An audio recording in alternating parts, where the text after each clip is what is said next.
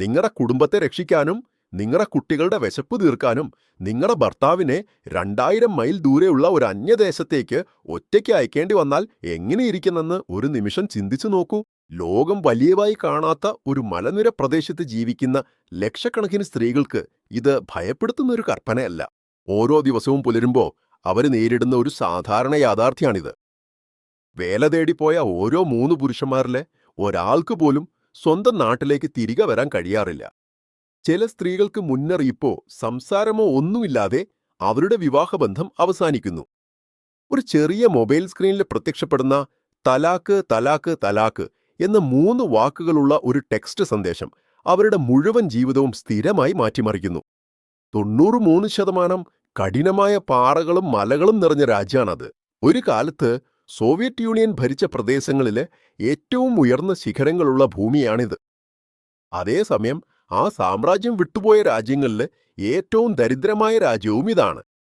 ആ രാജ്യത്തിന്റെ പേരാണ് താജിക്കിസ്ഥാൻ. 2025 വർഷത്തിലെ കണക്കുപ്രകാരം ആ രാജ്യത്തിന്റെ സമ്പദ്വ്യവസ്ഥ ഒരു വ്യക്തിക്ക് ശരാശരി ഉൽപ്പാദിപ്പിച്ചത് വെറും $430 മാത്രമാണ്. അഥവാ ഒരു ദിവസത്തിലെ $1.50 കുറവാണ്. സോവിയറ്റ് യൂണിയൻ വീണതിനു ശേഷം ശേഷിച്ച 15 രാജ്യങ്ങളിൽ വേൾഡ് ഇക്കണോമിക്സ്, ഏഷ്യ പ്ലസ് എന്നിങ്ങനെയുള്ള സ്ഥിതിവിവര കണക്കുകൾ പ്രകാരം 195 രാജ്യങ്ങളുടെ പട്ടികയിൽ ഇത് 167 സ്ഥാനത്താണ്. 1991 ഇതേപോലെയുള്ള ദാരിദ്ര്യാവസ്ഥയിൽ നിന്ന് യാത്ര ആരംഭിച്ച എസ്റ്റോണിയ പോലെയുള്ളൊരു രാജ്യം ഇന്ന് വ്യക്തിപരമായ വരുമാനമായി $32,600 സമ്പാദിക്കുന്നു. ഐക്യരാഷ്ട്രസഭയുടെ കണക്ക് പ്രകാരം 2025 ഏകദേശം 1,10,00,000 പേര് ഈ മധ്യേഷ്യയുടെ ഹൃദയഭാഗത്താണ് ജീവിക്കുന്നത്. സോവിയറ്റ് യൂണിയൻ തകർന്നപ്പോൾ ഫാക്ടറികൾ അടച്ചു, സബ്സിഡികൾ നിർത്തി. അവർക്ക് ശേഷിച്ചിരുന്നത് വെറും കല്ലുകളും മുള്ളുകളും മാത്രമാണ്. എങ്കിലും ആ പഴയ സാമ്രാജ്യം അതിന്റെ ചില അടയാളങ്ങൾ ഇവിടെ തന്നെ വിട്ടുപോയിട്ടുണ്ട്. 7495 മീറ്റർ ഉയരമുള്ള വടക്കേ അമേരിക്കയിലെ ഏതു പർവ്വതത്തെക്കാളും ഉയരമുള്ള ശിഖരം ഈ ഭൂമിയിലാണ് സ്ഥിതി ചെയ്യുന്നത്.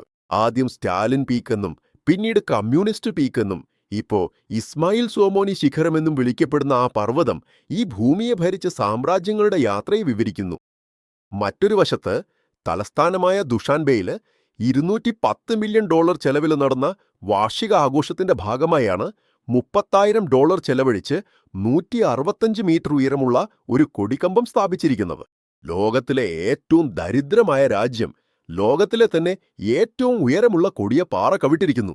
ഈ വിരോധാഭാസം തന്നെയാണ് ഈ രാജ്യത്തിന്റെ യഥാർത്ഥ കഥയ്ക്ക് തുടക്കമിടുന്നത്. ഈ രാജ്യത്ത് പുറത്തുനിന്ന് കാണുന്ന സാമ്പത്തിക പ്രശ്നങ്ങൾക്ക് പിന്നില് മനുഷ്യരുടെ ജീവിതം തകർക്കുന്ന മറ്റൊരു വലിയ ക്രൂരത ആ ചെറിയ ഫോൺ സ്ക്രീനിൽ തന്നെ മറഞ്ഞിരിക്കുന്നു. അനേകം വർഷങ്ങളായി റഷ്യയിൽ ജോലി ചെയ്യുന്ന ഭർത്താവ് തന്റെ ഭാര്യയ്ക്ക് വെറും 3 വാക്കുകൾ ടൈപ്പ് ചെയ്ത് അയക്കുന്നു. മതഗുരുക്കന്മാരുടെ വിശദീകരണ പ്രകാരം ആ 3 വാക്കുകൾ ശബ്ദമായി പറഞ്ഞാലേ വിവാഹം റദ്ദായി പോവും. എന്നാൽ തൊഴിലാളികൾ അത് ടൈപ്പ് ചെയ്ത് അയച്ചാലും വിവാഹമോചനം സംഭവിക്കുമെന്ന് വിശ്വസിച്ച് മോസ്കോയിൽ നിന്ന് ആ സന്ദേശം അയക്കുന്നു. ഈ സ്ഥിതി എത്രത്തോളം അതിരുവിട്ടുപോയിന്നാ താജിക്കിസ്ഥാൻ ഇസ്ലാമിക് കൗൺസിൽ നേരിട്ടിടപെട്ട് ഭാര്യ നേരിലുണ്ടാകുമ്പോഴേ ആ വാക്കുകൾ ഉച്ചരിക്കണമെന്ന് കർശനമായി പ്രഖ്യാപിച്ചു. അതിനുശേഷം SMS മുഖേന വിവാഹമോചനം നൽകുന്നത് സർക്കാർ പൂർണ്ണമായും നിരോധിച്ചു. ഇതില് മറ്റൊരു ഇരുണ്ട വശവും ഉണ്ട്. പല ദമ്പതികളും മതപരമായ രീതിയിൽ മാത്രമാണ് വിവാഹം കഴിക്കുന്നത്. സർക്കാർ ഓഫീസുകളിൽ രജിസ്റ്റർ ചെയ്യാറില്ല. ഫോണിൽ ആ സന്ദേശം വന്ന ഉടൻ തന്നെ നിയമപരമായി അവൾക്ക് അവന്റെ ഭാര്യ എന്ന് നിലയില്ല. അവൾക്ക് ഭർത്താവിന് ജീവനാംശം ലഭിക്കില്ല. സ്വത്തുപങ്കും അവൾക്ക് ലഭിക്കില്ല. വിദേശത്തുള്ള ഭർത്താവിനെ കണ്ടെത്തി വിവാഹമോചന നടപടികൾ പൂർത്തിയാക്കാൻ കോടതികളിൽ വർഷങ്ങൾ ചെലവാകുന്നു. ബഹുഭാര്യതയ്ക്ക് 5 വർഷം വരെ ജയിൽ ശിക്ഷയോ ഏകദേശം $10,000 പിഴയോ വിധിക്കുന്ന നിയമം ഉണ്ടായിരുന്നാലും മതത്തിന്റെ പേരിൽ രണ്ടാമത്തെ വിവാഹം കഴിക്കുന്നവര് അനേകം പേരുണ്ട്. ഒരുമിച്ച് ജീവിച്ച ജീവിതത്തെ ഒരു വാക്യത്തിൽ തന്നെ അവസാനിപ്പിക്കുന്ന ഈ അവസ്ഥയ്ക്ക് യഥാർത്ഥ കാരണം എന്താണെന്ന് അന്വേഷിച്ചാൽ അത് അവരുടെ ഗ്രാമങ്ങളിൽ ആളില്ലാതെ കിടക്കുന്ന ശൂന്യമായ വീടുകളിലേക്കാണ് നമ്മെ നയിക്കുന്നത്. ആൺകുട്ടികളെല്ലാവരും റഷ്യയിലേക്ക് ജോലി അന്വേഷിച്ചു പോയതിനാൽ അവിടെയുള്ള ഗ്രാമങ്ങളും കൃഷിയിടങ്ങളും മുഴുവൻ സ്ത്രീകളുടെ കൈകളിലായിരിക്കുന്നു. രാജ്യത്തിന്റെ ജനസംഖ്യയില് ഏകദേശം 10 ലക്ഷം പേര്, അതായത് 7 പേരിൽ ഒരാള് കുടിയേറിയിട്ടുണ്ട്. അവരവിടെ റഷ്യയുടെ കടുത്ത തണുപ്പ് സഹിച്ച് അയക്കുന്ന പണം 2024നും 2025നും ലോകബാങ്കും ഐഫാഡും നടത്തിയ വിലയിരുത്തലുകൾ പ്രകാരം രാജ്യത്തിന്റെ സമ്പദ്വ്യവസ്ഥയിൽ 45%-ലധികം പങ്ക് വഹിക്കുന്നു. സ്വന്തം നാട്ടിലെ ജോലി ചെയ്താൽ ലഭിക്കുന്നതിനേക്കാൾ മോസ്കോയിലെ ഒരു കെട്ടിട നിർമ്മാണ സ്ഥലത്ത് ജോലി ചെയ്താൽ ലഭിക്കുന്ന വരുമാനം പല മടങ്ങ് കൂടുതലാണ് എന്നതാണ് ഇതിന് കാരണം. ആസിയൻ വികസന ബാങ്കിന്റെ റിപ്പോർട്ടുകൾ പ്രകാരം കുടിയേറിയവരിൽ 90% പേരും പുരുഷന്മാരാണ്. ഇതിനാലാണ് നിലമുഴുതുക, പരുത്തി വിളയിക്കുക, കനാലുകൾ വഴി വെള്ളമൊഴിക്കുക തുടങ്ങിയെല്ലാം സ്ത്രീകളാണ് നോക്കുന്നത്. ഇത്രയും കഷ്ടപ്പെട്ടാലും ആസിയൻ വികസന ബാങ്കിന്റെ ഗവേഷകരുടെ അഭിപ്രായപ്രകാരം പല സ്ത്രീകൾക്കും തങ്ങൾ സമ്പാദിച്ച പണം ചെലവഴിക്കാനുള്ള സ്വാതന്ത്ര്യം പോലുമില്ല. വ്യവസായത്തോടൊപ്പം താജിക്കിസ്ഥാൻ ഏറ്റവും കൂടുതൽ കയറ്റുമതി ചെയ്യുന്ന അലുമിനിയവും വിദേശ നാണ്യ വരുമാനത്തിൽ വലിയ പങ്ക് വഹിക്കുന്നു. ടാൽക്കോ എന്ന ഫാക്ടറി രാജ്യത്തിനാവശ്യമായ വിദേശ നാണ്യത്തിൽ 70% വരെ സമ്പാദിച്ചു തരുന്നു.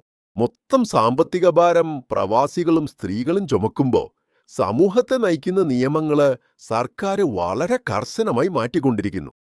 2024 വർഷം ജൂൺ മാസത്തിൽ പാസാക്കിയ 2048 നമ്പർ നിയമപ്രകാരം ദേശീയ സംസ്കാരത്തിന് വിരുദ്ധമായ വിദേശ വസ്ത്രങ്ങൾ നിരോധിച്ചിരിക്കുന്നു. പ്രത്യേകിച്ച് ഹിജാബിനെ ലക്ഷ്യമാക്കി കൊണ്ടുവന്ന ഈ നിയമം ലംഘിച്ചാൽ സാധാരണ പൗരന്മാർക്ക് ഏകദേശം $500, ഉദ്യോഗസ്ഥർക്ക് $5100 വരെ പിഴലിടുമെന്ന് ലൈബ്രറി ഓഫ് കോൺഗ്രസ് അറിയിച്ചു. കുട്ടികൾക്ക് അറബ് പേരുകൾ നൽകാൻ അനുവദിക്കരുതെന്ന് സർക്കാർ പരോക്ഷമായി തടയുന്നതോടൊപ്പം പേർഷ്യൻ ഇതിഹാസങ്ങളിൽ നിന്നുള്ള പേരുകൾ നൽകണമെന്ന് നിർദ്ദേശിക്കുന്നു. പശ്ചിമ രാജ്യങ്ങളിൽ ഏതെങ്കിലും സർക്കാർ ജനങ്ങളുടെ സ്വകാര്യ കാര്യങ്ങളിൽ ഇത്രയും ഇടപെടുന്നില്ല. 2007 നിന്ന് ഒരു പരിപാടിക്ക് എത്ര പേര് പങ്കെടുക്കണം, ആ പരിപാടി എത്ര സമയം നീണ്ടു നിൽക്കണം എന്നതുപോലുള്ള കാര്യങ്ങൾ പോലും നിയമം വഴി നിർണ്ണയിക്കുന്നു. തങ്ങളെ അയൽപ്പക്കത്തുള്ള വീട്ടുകാരെക്കാൾ വളരെ വലിയ രീതിയിലുള്ള ആഘോഷങ്ങൾ തന്നെ നടത്തണമെന്ന വാശിയേറിയ മത്സരം കാരണം പല കുടുംബങ്ങളും വലിയ കടബാധ്യതകളിലേക്ക് കൂപ്പുകുത്തുന്നു എന്ന കാരണത്താൽ സർക്കാർ ഇപ്പോൾ ഇത്തരത്തിലുള്ള കർശനമായ നടപടികൾ സ്വീകരിച്ചു വരുന്നത്. ഒരു വശത്ത് സർക്കാർ ഇത്തരത്തിലുള്ള നിയന്ത്രണങ്ങളെ ഏർപ്പെടുത്തുന്നുവെങ്കിലും ജനങ്ങൾ അവരുടെ പാരമ്പര്യങ്ങളെ ജീവനെപ്പോലും വിലമതിച്ചു സ്നേഹിക്കുന്നു. ദസ്തർഖാൻ രീതിയിൽ അതിഥികൾ വന്ന ഉടൻ ആദ്യം ചായ നൽകി ആദരിക്കും. യുനെസ്കോ രേഖപ്പെടുത്തിയിരിക്കുന്ന ഒരു പ്രാദേശിക പഴമൊഴി പറയുന്നത് ആരുടെയെങ്കിലും വീട്ടിൽ പോയി ഭക്ഷണം കഴിച്ചാൽ അവർക്ക് 40 വർഷം ആദരം നൽകണമെന്നാ. വന്ന അതിഥികളെ ആദരിക്കാതെ ഇരിക്കുന്നത് വലിയൊരു അപമാനമായി അവർ കരുതുന്നു. ഈ സുന്ദരമായ പാരമ്പര്യങ്ങൾക്കിടയിൽ അവിടെയുള്ള ജനങ്ങളുടെ ജീവിതത്തെ നിയന്ത്രിക്കുന്ന മറ്റൊരു കഠിനമായ സത്യം ശീതകാല തണുപ്പാണ്. 2023ന്റെ മധ്യഭാഗത്ത് ശരാശരി ശമ്പളം മാസത്തിൽ ഏകദേശം 2227 സോമോണികൾ, അതായത് ഏകദേശം $203 ആണ്. 2025ലെ വേൾഡ് ബാങ്ക് മൂല്യനിർണ്ണയ പ്രകാരം ഒരു ദിവസത്തിൽ $4 വരുമാനമില്ലാതെ ജീവിക്കുന്നവർ 14.8%-ലധികമാണ്. ജലവൈദ്യുതി പദ്ധതികളിൽ മാത്രമേ ആശ്രയിക്കാവുന്ന ഈ രാജ്യത്ത് ഒക്ടോബർ മുതൽ ഏപ്രിൽ വരെ നദികൾ കനലായി മാറുന്നു. അപ്പോൾ ഭീകരമായ വൈദ്യുതി മുടക്ക് നടപ്പിലാക്കപ്പെടുന്നു. രാജ്യത്തിന് വിദേശ നാണ്യ വരുമാനം നൽകുന്ന ടാൽക്കോ അലുമിനിയം ഫാക്ടറിക്ക് മാത്രം മൊത്തം വൈദ്യുതിയുടെ 40% നൽകുന്നു. അതിന്റെ പേരിൽ ഗ്രാമങ്ങൾ മുഴുവൻ ഇരുണ്ടിലായി കിടക്കുകയാണ്. ഇത്രയും ബുദ്ധിമുട്ടുകൾക്കിടയിലും ഈ രാജ്യം ഭൂമിശാസ്ത്രപരമായി ഒരു അത്ഭുതമാണ്. ആസിയയിലെ ഏറ്റവും വലിയ പർവ്വതനിരകൾ ഒന്നിക്കുന്ന പാമീർ പ്രദേശത്തെ പഴയ ഭൂപടങ്ങളിൽ ലോകത്തിന്റെ മേൽക്കൂര എന്നെഴുതിയിട്ടുണ്ട്. 77 കിലോമീറ്റർ വിസ്തീർണത്തിൽ വ്യാപിച്ചിരിക്കുന്ന ഫെഡ്ചെൻകോ ഹിമപർവ്വതം 1991-ലുണ്ടായ ഭൂകമ്പത്തിൽ രൂപം കൊണ്ട സരേസ് തടാകം, അലക്സാണ്ടർ ദി ഗ്രേറ്റ് നാമത്തിലുള്ള ഇസ്കന്ദർകുൽ തടാകം എന്നിവയും ഇവിടെയുണ്ട്. യക്നോ താഴ്വരയിൽ ഇന്നും പഴയ പട്ടുപാത കാലത്തെ സാക്ഷ്യൻ ഭാഷ സംസാരിക്കുന്നു. അത് തലസ്ഥാനമായ ദുഷാൻബെ എന്ന പദത്തിന് തിങ്കളാഴ്ച എന്നർത്ഥാണ്. ഒരു കാലത്ത് അവിടെ നടക്കുന്ന തിങ്കളാഴ്ച ചന്തയുടെ പേരിലാണ് ആ നഗരത്തിന് ഈ പേര് ലഭിച്ചത്. സൂക്ഷ്മ വിവരങ്ങൾ, ഭൂഗോള വിവരങ്ങൾ ഒറ്റയ്ക്ക് നോക്കിയാൽ ഈ രാജ്യത്തിന്റെ യഥാർത്ഥ സ്വഭാവം അവരുടെ അതിഥി സൽക്കാരത്തിലാണ് കാണാൻ കഴിയുന്നത്. ഓഷി പലോവ് അല്ലെങ്കിൽ പിലാവ് എന്നതാണ് ഇവരുടെ പ്രധാന ഭക്ഷണം.